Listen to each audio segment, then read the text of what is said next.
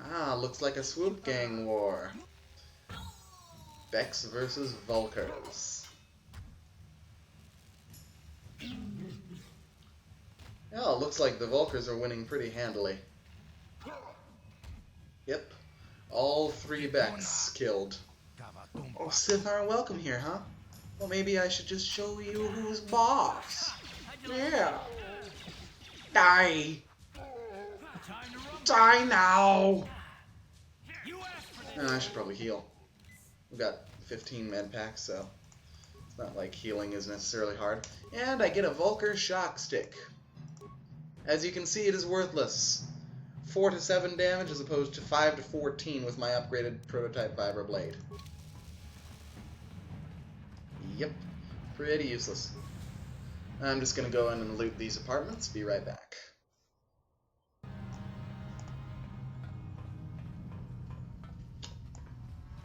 Look like some Vulkar scum is in here. Die! Oh wow, both of them actually died. That often doesn't happen there. And there's going to be a lot of fighting in here. The Black Vulkars have basically overrun this area, and the Vulkars are the gang that will they'll just start attacking anyone out of nowhere. So yeah, you have to be careful sometimes. Grenade is a good way to handle those too. As you saw. Neither of them have any remains, really? Let's see what's through here. More Vulkars.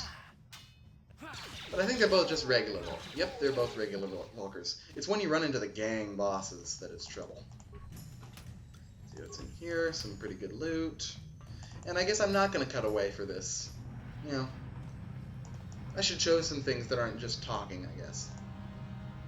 Ready? Well, do I want to use another grenade? Nah, let's... Yeah, 1 power blast from Carth's 2 blasters gets him. And I mean, look at this. He's got his own blaster to his name, and it's upgradable and balanced, so less 2-weapon penalty. So, Carth's blaster actually becomes a really good weapon, especially when he gets more proficient with blasters. Vulkar Enforcer and a Vulkar gang boss. This. Oh shit. Shit. Heal. Heal. Heal. Thank you. You heal. Carth. No. No. No. Shit. Alright, just. Yes, miss me. No. Ah! I'm not supposed to die this early.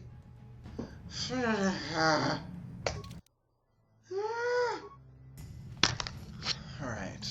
I don't have any energy shields yet, which would make this fight a little easier, but maybe that gang boss is putting up an energy shield. Maybe if I do a couple power blasts with Carth. Oh yeah, that works.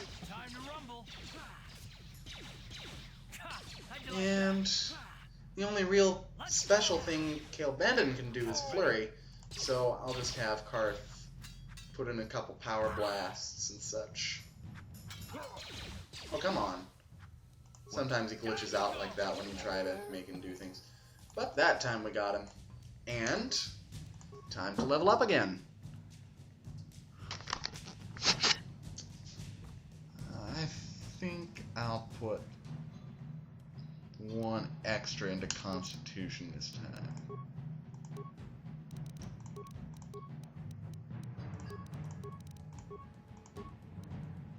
And I got Implant level 2 and Uncanny Dodge 1. That's one nice thing about the Scout. You get Implant levels for free. Heavy Blaster.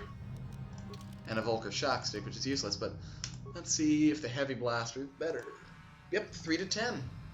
Alright, we'll be using that now. Do we have... Oh, I do have an energy shield. Might as well have that equipped, just for the sake of having it equipped. Let's see, is there anything else in this apartment? I don't quite remember. Ah, yes, this is the first of very few puzzles. All you have to do is read this data pad. Read this data pad. Where's the data pad? Ah, the Twisted Rancor Trio. And there's this long story in here, and you have to enter all the names in the order in which they joined the band. Carth! Carth!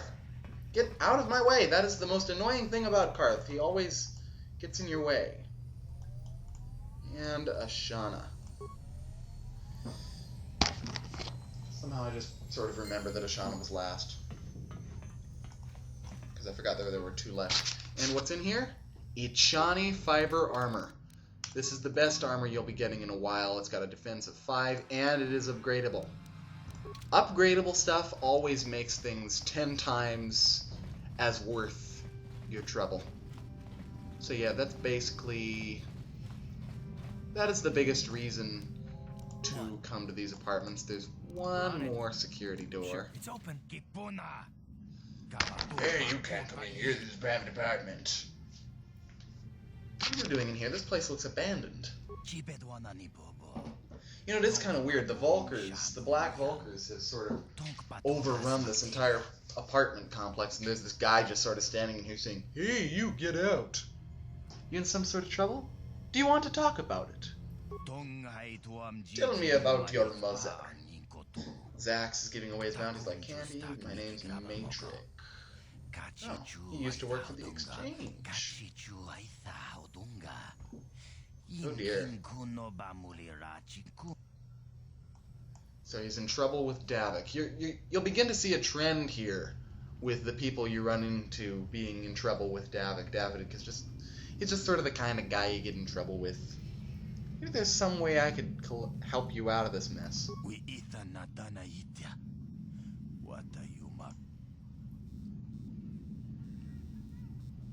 Maybe you could fake your own death. What's your plan?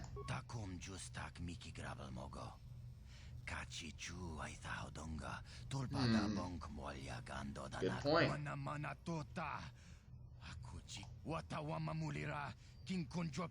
A permacrete detonator.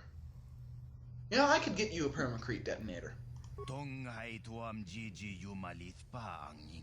The upper city. So, at some point we need to buy a permacrete detonator into the upper city to get rid of this guy's bounty. This guy Matrix, who is in trouble with Davik, like everyone else is here.